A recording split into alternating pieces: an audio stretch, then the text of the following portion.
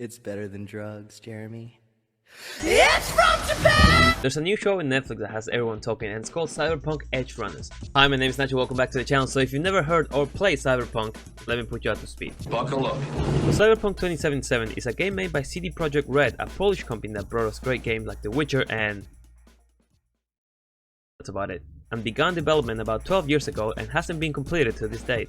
But what's important here is the world of Cyberpunk. Imagine a dystopian future where companies run the world.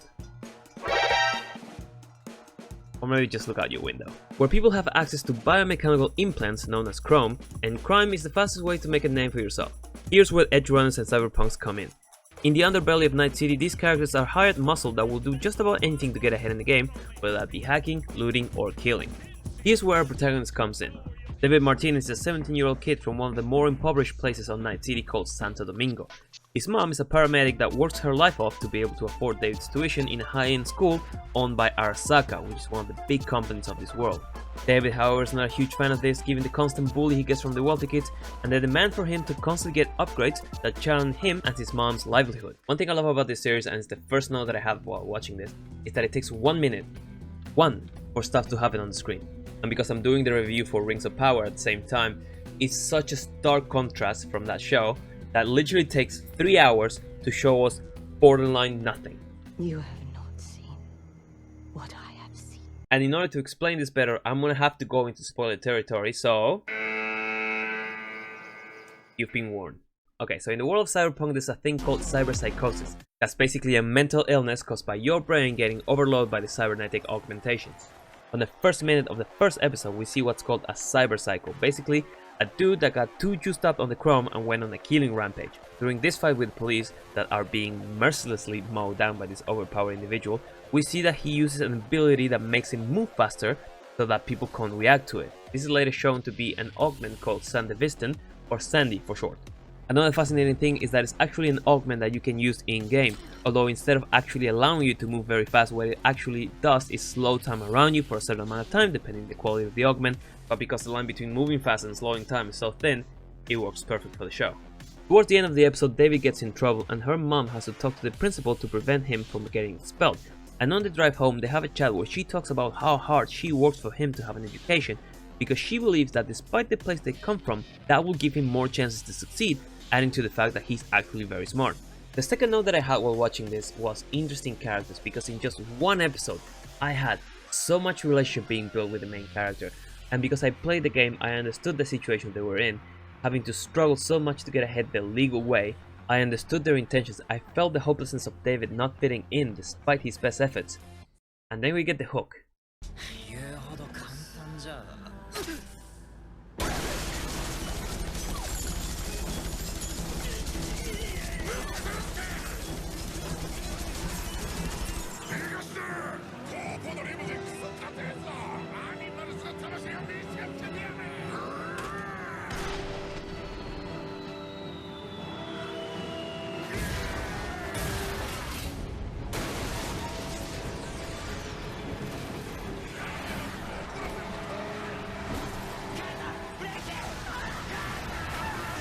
So they get caught in the crossfire of a gun heist being carried by the animals, which is also part of the game.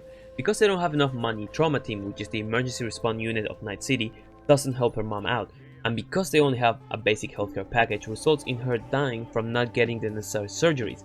And we get to see the difference that money makes in this world, where later on the show, more shadier and wealthier characters get picked up immediately by Trauma Team, and David's mom literally gets left on the street because she's not paying customer. So David is now heartbroken, facing the cruelty of this world, and is forced to pick up the bill.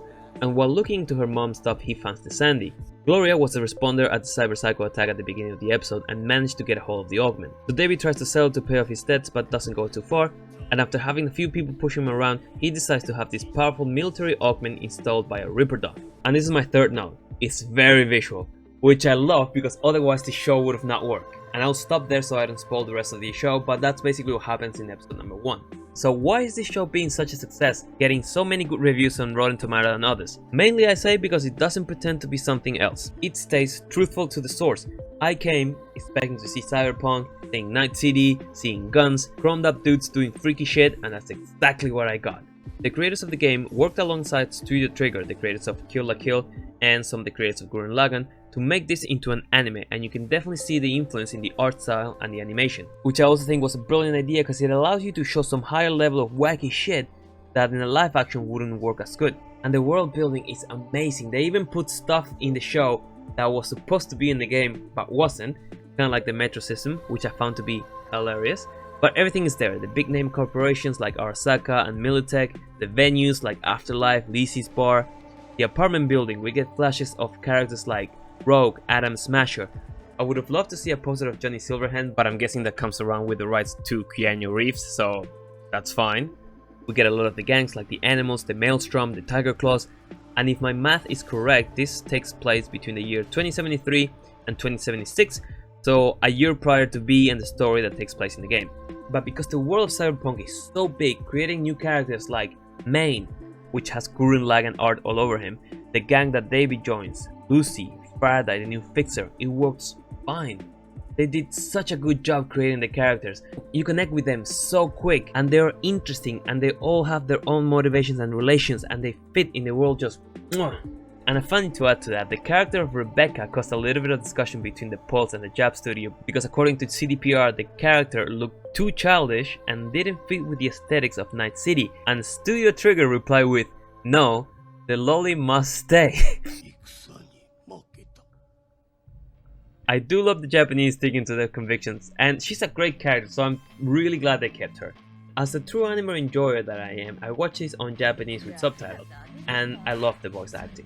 And in English dub, Matthew Mercer and Giancarlo also have dub work, so I might just rewatch it just for them.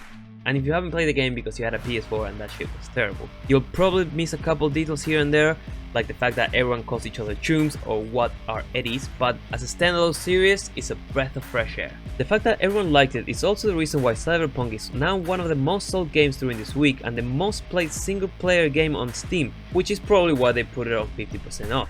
And makes sense from a marketing perspective, because if you make a good show about your game and you stay true to it, people are gonna buy it and play it, which is a lesson that Resident Evil creators should have paid attention to.